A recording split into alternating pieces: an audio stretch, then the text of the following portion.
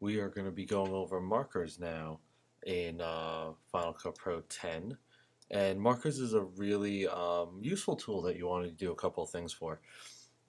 So I have this one clip on my storyline, and you see a lot of happening here now. We have like the, the female and the male outside having a conversation. Inside of the same clip, they're inside of a house. They come in. She's talking to him. He's on the couch. Then she's getting changed in the other room, getting a glass of wine. He's sleeping on the couch. There's a lot going on in this clip right now, actually. So what can we do with this?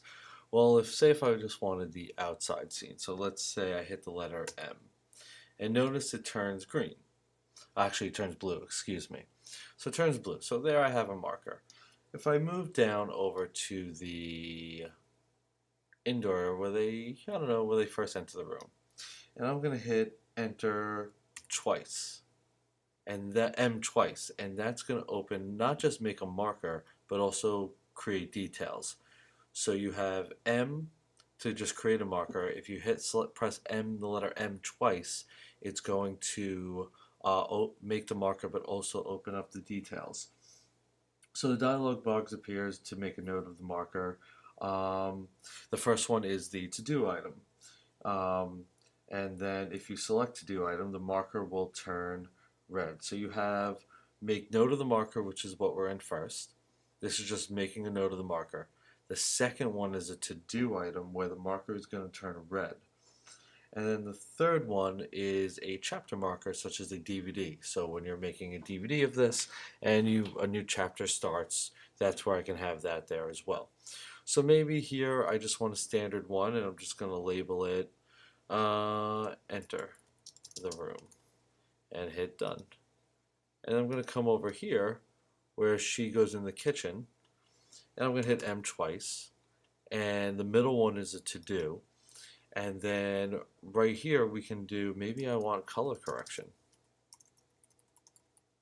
and I hit done.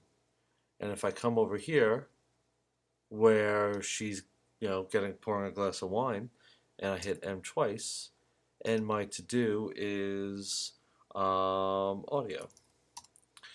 So there it is. So I mean, markers are really good so you can remember things. So say if I want to make changes, I'm editing and I'm just putting my story in order, and I want to come back to something later.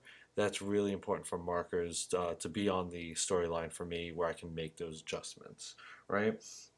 So there's a couple of things also too. I mean, now I have a couple of I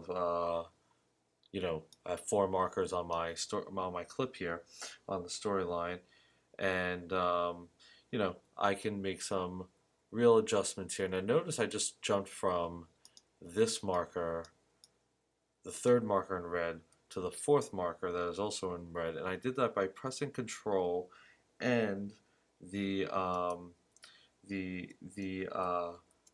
apostrophe, and it jumped right to the next marker. If I want to go back to the previous marker, right, I'm going to hit Control again and do semicolon. So apostrophe, Control apostrophe, and semicolon. Control and semicolon will go back to the previous marker. Now if I Control click on a marker, say if I made my color correction on this marker right now, and I Control and I click on it, I can change it. Say if I did the color correction. Now this color correction can go, this is done. So I'm going to do completed. And notice when a marker is done, it turns green. So say if I was trying to remember something here, I was just trying to remember something, I just want to add a marker here. If I hit Control, plus click on it, and then do, well, it's not a to do, so that's actually a thing, so that's this one here with the audio. And then I can hit completed, and then it's done.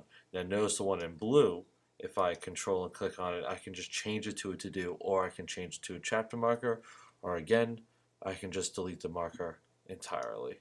And that's your basic functions with working with markers.